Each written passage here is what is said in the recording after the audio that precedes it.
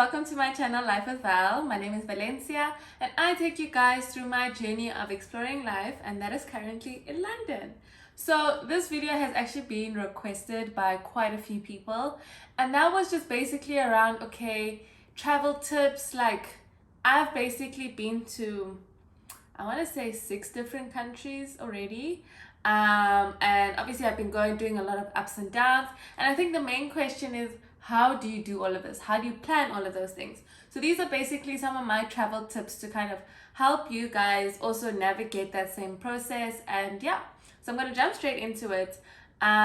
Being in London, I obviously have access to a lot of the European countries just because of how central London is, right? But the thing that's not so great about being in the UK post-Brexit is that you need a Schengen visa to go anywhere. So I had to apply for a Schengen visa, and at the time of applying, which I think was around February, March, my trip to France was in April over Easter, and we couldn't get an appointment before our actual trip. So we had to use an agency. And I'm going to just give rough estimates. To go directly to the visa place and process the visa on your own, I think it's like around 70 to 80 pounds. But now to go through the actual agency was like 200, and I'd say budget 250. So it's actually very expensive. But when you go through an agency, they're able to get you an appointment quicker. They sort out everything for you. They tell you everything that you need. They submit your documents. They tell you, okay, we have an appointment for this date. Go in, do your biometrics. You literally it felt like it was just fast tracked. Okay, here, wait here, do your pictures, do your fingerprints, and then that was it. And then it was literally ready within 5 days. So the timing of when you want to travel versus the Schengen appointment is very important. If possible, you really need to plan ahead like 6 months in advance. For my next Schengen visa, I feel like I'm going to start looking literally 6 months before I want to go. So I know next year I'm probably going to be traveling around this April to September time. So I'm going to need and start looking from appointments from November, December, Jan, just to see what's available, because going the agency route is very expensive. But I tried to rationalize it that no, I'm paying for it over time, but at the end of the day, 200 and something pounds is a lot of money. So I guess you gotta pick and choose, like, what are you willing to do. I like the efficiency that came with using an agency. The agency that I used was Nexus Visas. And they were really great, very helpful, very friendly people. So that was actually it was a pleasant visa experience. In terms of the actual traveling now, so when I came here, I said, okay, I want to visit, I just want to do everything as much as possible, do whatever I can. But you need to download the app SkyScanner. SkyScanner, you literally say London, like your outbound is from London to everywhere, and you can choose specific dates, or you can just also choose any times, and you actually see which flights are the cheapest and when, and which locations are cheap. And that's how I was able to find a cheap flight to Milan. That was a return trip of 15-16 pounds, because that was the cheapest flight during that time. And literally that's the best way to find flights. When you're traveling during the weekend, or how I tried to navigate those weekend trips was booking for a flight after work, and then a flight that also comes back into London late on Sunday night. The only problem with these like weekend trips is that you actually get so tired because you're trying to do so much, and also just trying to actually get to these airports because they're so far away. London Stansted, Gatwick, Luton, it's easily like an hour, 2 hours of actual transit time. And I felt like, sometimes transiting to actually get to the airport felt like it was more expensive than my flights. One of the airlines that I've been using was Ryanair, and they actually had a special at one point that said buy one, get one free. So what my friend and I did was, we looked for a cheap flight and we tried to do a day trip. Now, a day trip is so great because you kind of get like a sample or a tester of the city that you're visiting. And it only works in those places where it's literally, you can get a nice early flight to go in and take the last flight out, so that you get to spend at least a whole day and some part of the evening in that city. So that's how I ended up going to Oslo and Warsaw was literally just, there was a flight leaving here at like maybe 6, 7 a.m. and it left to the country 10, 11 p.m. But then the downside is sometimes flights can be delayed. So I think the one coming back from, was it Norway, was like 2 hours delayed. It was just nightmarish. But at the end of the day, you're traveling, so it's fine, and you sleep on the plane. And also at the end of the day, it's like, what do you want to do? Do you want to explore? Do you want to sleep? You can sleep when you get back, type of thing. So day trips are really great because I got a sample of Poland, I got a sample of Norway. I'd actually like to go back to Norway. I'd actually also like to go back to Poland. Poland is actually very affordable, but Norway, or at least Oslo, felt more expensive than London. So budget friendly, probably not to do Norway, but it was a great experience, and now I can actually say I've been there.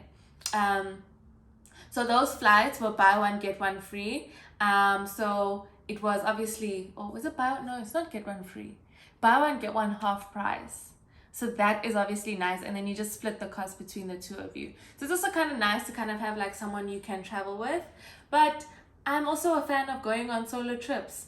The solo trip I did to Valencia was just a trip that I wanted to do because it's Valencia. How do I not go there? And I happened to get a week of leave, and then I was like, okay, great, I'm taking this, I'm going. And I had the best time ever. And in terms of just planning that, it was firstly, what my thought processes are is, okay, let's first get the flights. Okay, flight times are working, now we need to look at accommodation. And you try to stay somewhere central, not too far out. Reason for this is because then it's easy to get to the airport. Something that actually affected us when we were in Bari in Italy was our our hotel was close to the airport, right next to the airport actually, but it took forever to get into town where things are. So try and stay somewhere that's actually very well located in terms of transport links, because then you can get anywhere that it is that you want to go. So once you sort out your accommodation, secure your flights, and then you just start looking at it, okay, what do I actually want to do in the city? Something that is really great, and in Cape Town it felt like, okay, these people are being extra, but the red bus, that hop on hop off bus, is literally the best way to learn any city. You get a taste of the history, you get literally a snapshot of, okay, I think I actually want to get off here, I think I want to visit this museum. And it's nice because you don't always know what is there unless you actually spend the time to do the research. And I do think it's important, there is value in actually taking the time to research the city, and like literally map out everything that you want to do. But what worked for us when we went to Poland was we didn't have a plan. It was literally just vibes, and it was one of the best times I've had.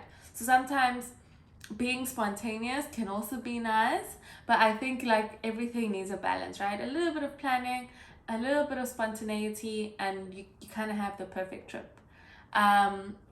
What else is there? Sorry, another tip I'd actually like to recommend is actually download the Ryanair app. I'm flying with Wizz Air soon, so I'll see whether I want to actually recommend flying with them or not. But Ryanair has a lot of summer deals, £20 deals, have a lot of sales like in advance. So definitely get those apps, because you also get alerted to when those deals are actually coming. So those are definitely something to watch out for. Another tip that I'd actually say that is important is budget for your trips, because they can become very expensive, and obviously the money is not an endless supply.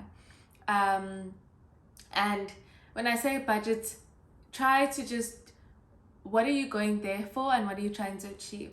So in my trip to Oslo, I just wanted a different experience than another Saturday in London. So budgeting for that was literally like, okay, I'm spending £100. That must include my food, my transport, and all of that stuff. That meant there wasn't a lot of money for activities. So I think we just did the bus, and that was fine. When we went to Norway, there wasn't a budget because it was just too expensive. So it was just like, let's just walk around and explore. We stuck to that, and that's it. When I say budget for day trips, I think a day trip could easily be £100, being the amount you actually maybe spend on the day, excluding flights. If I have to include flights and potential transport, maybe £150 for a day trip. I know it seems like a lot, but here in London, when you go out to a restaurant, your meal will be 20-30 pounds. So spending that for a meal in another country, well, not necessarily a meal elsewhere is always cheaper because London is very expensive. So spending that in another country feels like value for money, which is why I feel like I can justify going to another country and spending money on that type of an experience. Whereas you can actually easily spend 150 pounds here in London. Things are very expensive. And yeah, budgeting is very important, and sticking to the budget, but also making sure you're leaving room for any uncertainties that might come up. I think in Poland we missed the last train. We had to take an Uber. So have that leeway in terms of money. And yeah, just stick to what it is that you do. If you know you like expensive things, you have an expensive taste, obviously budget for that. I'm not saying there's anything wrong with that at all. Just make sure you can afford that. You don't want to go to a place and you can't even afford to experience it. So budget wisely, and just have the space and the, I want to say, fluidity for things to change, and for things to just come up unexpectedly, having to pay those costs. But yeah, I think that's all I'd say. Budget well, but also have fun. The main thing is also just like have fun, enjoy your time in that country, because I don't know if I'll go back to Oslo. I don't know if I'll go back to Poland, but I do know that I had a great time there and I made the most of it. I think that's the most important thing. Make the most of these experiences and in these cities that you go to. Absorb the culture, absorb the food, the drinks, just have a good time. Someone actually asked me once about withdrawing cash. So I didn't want to go to, I think this was before my Valencia trip. I didn't like that I didn't have, was it, or France? Anyways, I wanted to actually have euro like cash, because I just felt like in whatever situation, if something happens to my card, I at least want to have some cash on hand. So the best place, in my opinion, to withdraw foreign currency would be the airport. And usually I used an ATM, withdrew I think I wanted to get like around 100 euros, just so that, sometimes there's nice things like on the streets. I like kind of shopping and getting those little bits and bobs on the streets. So sometimes you need cash for those. So I like that I could have that. In some cities, you actually have to pay to use the bathroom. So sometimes you just need that €1. And also it's just nice to see like, what does a euro look like? What does a pound look like? So I do think there is value in carrying some cash, but obviously not a lot. 50 to 100 for, I would say, euros is kind of what I would aim to be having when I wanted to travel. The next thing is also with these flights, right? So Ryanair can have like the flights to Milan, let's say it's 17 pounds. That's with no luggage. So you literally have one small carry-on bag. So let's say, let me actually get it. So for an example, on Ryanair, you can only take one piece of luggage, and it has to be like a bag. They give actual like specific measurements that you need to comply with. So you can't be coming in with a suitcase. That's not gonna work. If you wanna take a small suitcase, you need to pay. Check-in luggage, you need to pay. Then there's also like up to certain kilogram limits. So just be careful that flight prices will definitely increase based on the amount of luggage that you want to take. So the lighter you pack, basically the cheaper it's going to be, the better off you become. And just from traveling, I've really learned that you need to like pack as light as possible. An example of this is you can only fit liquids into the small bag, and that has to be fine for your whole trip. So what was nice was they actually give you these plastics at the airport, or you can get them. I bought some containers of these as well, all came in like a pouch in Primark, but I just preferred getting the one at the airport. These are also really nice because you can put your face moisturizer, your face cleanser. I also found this, convenient perfume, because you can only take 100 mils per product, if that makes sense. So you don't have a lot of, you can't take a lot of stuff, and toothpaste. And you also need to be smart about what you take. Probably don't take shower gel. You'll probably get it at your hotel or Airbnb. Probably can go without shampoo, but for example, with my hair, I need a whole bunch of products. So I'd probably prioritize conditioner and a styling cream and maybe a gel. I also actually found this cream. This is Palmer's Cocoa Butter. I absolutely love the smell, and because it's a butter and not a liquid, well, I don't have to put it or fit it in this small little bag. Another travel tip would be invest in a good travel plug. I actually prefer one that has like a USB port or a C-type port, but this one can go into UK plugs, Europe plugs, USA plugs. Just invest in this. You never kind of want to be caught off guard. And I feel like if you can't charge your devices, you're kind of stuck in terms of, okay, what do I do? And I don't think you ever want to be in that situation in a foreign country. My other travel tip would be please invest in a power bank. So I got this for like maybe £5 in Primark, and it's so small, so light, and it can actually take my phone up to 80%. So I definitely recommend getting a power bank. If you know your phone discharges quickly, get two. Like, you need to stay connected at all times in the event of literally anything. Another tip, but this is just personal preference, I got like a passport pouch so that I have all my documents in one place. So I'd put my passport in here. I have a yellow fever card from when I traveled to Ghana. I keep some cards in here. Some people even put their SIM cards for that country they're visiting. It's also nice because you have easy access to your boarding pass right here, and you don't like need to now be searching through your bag to find your passport and your boarding pass, which they like asking you for actually. Another tip when packing is make use or invest in packing cubes. They literally like these zip up. Mine are somewhere, but I'll go into more details around packing cubes in my packing video. But it's like a cube like this. You can literally stuff so many clothes in there and it will zip up to the sides.